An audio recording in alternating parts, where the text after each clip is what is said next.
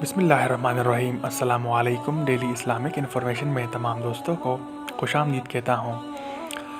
دوستو، صحیح بخاری کی حدیث ہے، والیوم 9 بک نمبر 93، حدیث نمبر 7434۔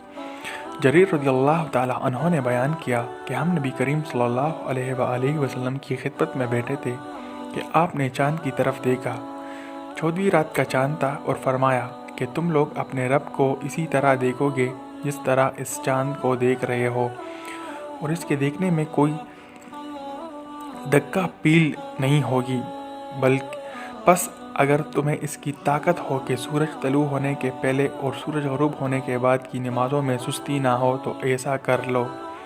شکریہ دوستو، حدیث سننے کا۔ مزید حدیث سننے کے لیے ہمارے چینل ڈیلی اسلامک انفارمیشن کو ضرور سبسکرائب کریں اور ہماری ویڈیوز کو لائک اور شیئر ضرور کریں۔ شکریہ دوستو۔